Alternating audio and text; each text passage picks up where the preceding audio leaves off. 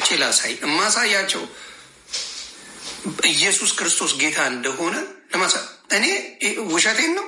እሺ ምን ችግር አለው? መጋቢ ሐዲስ ናቸው እንደዚህ ያሉት። በነገራችን ላይ እንዲያውም ሌላ ዝም ብሎ ሰው እንዳይመስላችሁ መጋቢ ሐዲስ ብና መልካም ምን አገባችሁላ? በጣም ከመበሳጨታቸው የተነሳ ያንን ያሉት። እስቲ እኔ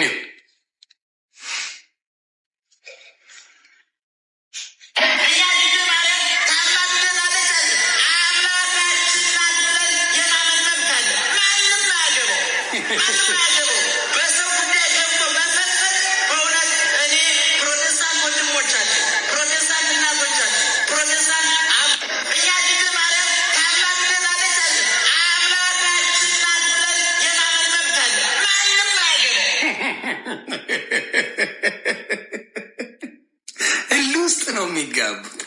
የኢየሱስ ስም ለብቻው ሲጠራ በጣም ይበሳጫሉ።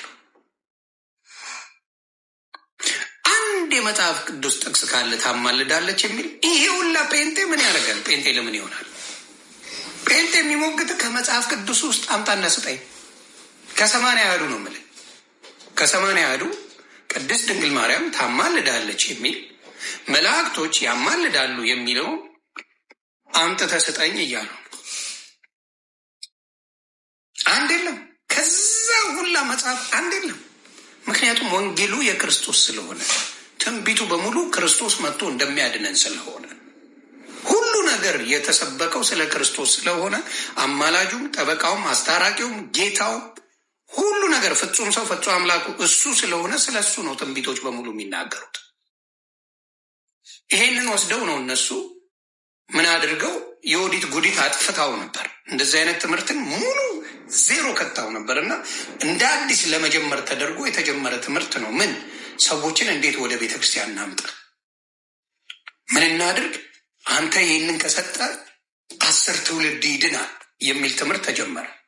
ለእንትና ከዘከርክ እንዲደረግልሃል፣ ለእንትና አንተን ከሰጠ እንዲደረግልሃል የሚል ትምህርቶች መጡና ሙሉ በሺዎች የሚቀጥሉ ጻድቃን ባርባራ ብትላት፣ አርሴማ ብትላት፣ ክርስቶስ ሳምራ ብትል፣ ተክልዬ ብትል፣ ምን ብትል በሙሉ አምጥተው ቦታውን ሞሉት።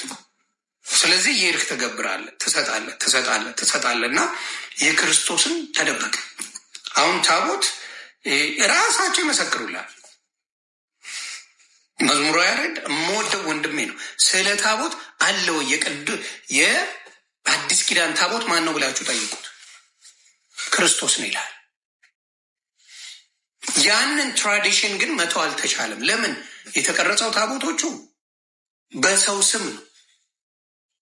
የሙሴን ታቦት በሰው ስም፣ የአቡነ ተክልዬ ታቦት አለ፣ የጊዮርጊስ ታቦት አለ፣ የገብርኤል ታቦት አለ። የእያንዳንዱ በሰው ስም ተደርጎ ታቦት ተደርጓል። በሰውና በመላእክቶች ዋሽተዋል የሚል የለም። አምጡ ብሎ የሚጠይቃቸው የለም። ስለዚህ እንደፈለጉ ማድረግ ስለሚችሉ ኦርቶዶክስን በሙሉ ማጥራት ያስፈልጋል። ለምን ብለህ ጠይቀው። የገብርኤል ታቦት የቱ ጋር ነው የተጻፈው ብለህ ጠይቀው። የሚጠይቅ ስለሌለ የለም የሚጠይቅ። ከጠየቅ ትፈነካከታል፣ ትሰደባለህ፣ ትሞለጫለህ። ጥያቄ ነው። የት ነው ያለው? በሰው ስም ታቦት እየቀረጽክ ማመስገን አምልኮ እኮ ነው። ሌላ ነገር አለ? አምልኮ አይደለ ይሄ? ስለዚህ ይሄ ነው ብዙ ነገሮች ያበላሽ። የማይሆኑ መጽሐፎች ተጽፈው ብዙ ነገሮች እንዲሆኑ ያደረገ ያ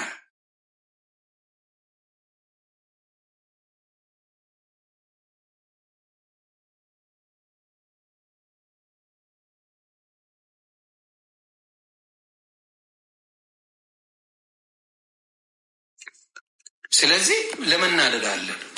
ክርስቶስ ሲሰበክ ቅሬታ ለምን ከኦርቶዶክስ ወንድምናቶቻችን ይመጣል? የግል አዳኝ ክርስቶስ ሲባል ለምንድን ነው ቅር የሚለን? ዋይ የሆነ የምንሸማቀቀው ነገር አለ አይደለም ነው ሌላም ላሳያችሁ እጅግ በሚያሳዝን ሁኔታ ዘብዬ አራዳ ልጅ የሚጫወተውን ጭውቴ ልንገራችሁ። እኔ ከዘበነ ትምህርት በጣም ነው እየተባርኩ ያለሁት። ዘቤ ይመቸኛል።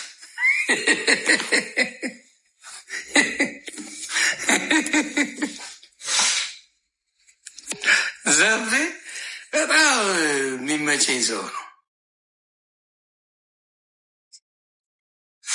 መዳን በኢየሱስ ብቻ አይባልም ብሎ ነው የሚያስተምረው። ዘብዬ ሰላም ነው አባቴ። በፕሮቴስታንቱ ዓለም ደግሞ ያለው ምንድን ነው? መዳን በማንም የለም በኢየሱስ ብቻ ነው። በቃ የተሰጠን ስም እሱ ነው። ሌላ ምንም ነገር አንቀበልም ለማለት ነው። ቅዱሳን የሚባሉ ጻድቃን የሚባሉ ሰማዕታት የሚባሉ ሐዋርያት የሚባሉ ነቢያት የሚባሉ እነሱ ሊያድኑን አይችሉም የሚል ነው እና እነሱን ካለመቀበል የመጣ ነው። እኛ ጋር ግን እንዳልኳችሁ ከላይ ጀምሮ መዳን የተሰጠው በእግዚአብሔር ነው። ለቅዱሳኑ ተሰጥቷል። ቅዱሳን የሚያድናሉ፣ እግዚአብሔር ያድናል። ቅዱሳን ግን የሚያድኑን ከምንድን ነው? ከኃጢአት ስርየት። በፕሮቴስታንቱ ዓለም ደግሞ ያለው ከኃጢአት ስርየት ቅዱሳኖች ያድኑናል። ልድገመው፣ ምናልባት እኔ ኮንፊውዝ ከሆንኩኝ አላውቅም። ከኃጢአት ስርየት ቅዱሳን ያድኑናል። ስለዚህ የክርስቶስ መምጣት ትርጉም የለው። ከኃጢአት ስርየት ይኸው ዘብዬ ናስት ና ወዳጅ፣ አንተማ ትመቸኛል። ምንድን ነው መዳን በማንም የለም በኢየሱስ ብቻ ነው። በቃ የተሰጠን ስም እሱ ነው። ሌላ ምንም ነገር አንቀበልም ለማለት ነው። ቅዱሳን የሚባሉ ጻድቃን የሚባሉ ሰማዕታት የሚባሉ ሐዋርያት የሚባሉ ነቢያት የሚባሉ እነሱ ሊያድኑን አይችሉም የሚል ነው እና እነሱን ካለመቀበል የመጣ ነው። እኛ ጋር ግን እንዳልኳችሁ ከላይ ጀምሮ መዳን የተሰጠው በእግዚአብሔር ነው። ለቅዱሳኑ ተሰጥቷል። ቅዱሳን የሚያድናሉ፣ እግዚአብሔር ያድናል። ቅዱሳን ግን የሚያድኑን ከምንድን ነው? ከኃጢአት ስርየት። በፕሮቴስታንቱ ዓለም ደግሞ ከኃጢአት ስርየት ያድነናል።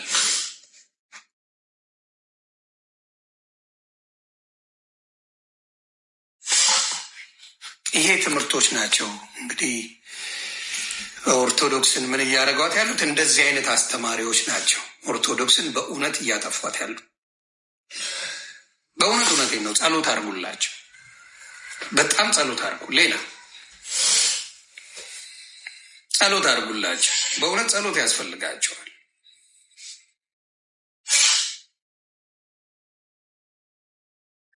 ይኸው ፖለቲከኛም ታቦት ይዞ ታቦት ፊት ምን እንደሚል ስሙ። ታቦት ፊት ይሄን ቀርጻችሁ ሁሉም እንዲደርስ አድርግ።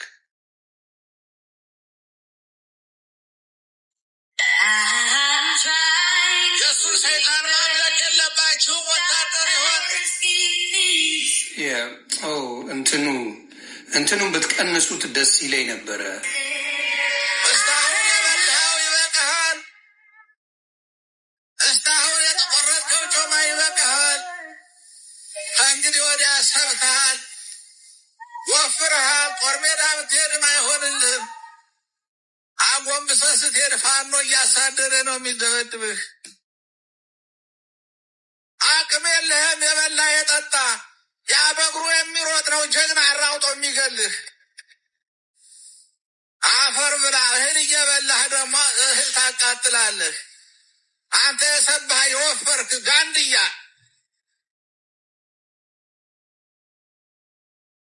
ያው የሚያሳዝን ፎወ አባቶች ጸሎት ያደርጋሉ። እኔ እስከማውቀው አባቶች ጸሎት ነው የሚያደርጉት። ለምን? ሀገር ላይ ጦርነት እንዳይኖር፣ ሰላም እንዲፈጠር፣ እርቅ እንዲፈጠር የማንኛውም ሃይማኖት አባት እዛ ላይ ነው እጃቸውን ማስገባት ያለባቸው።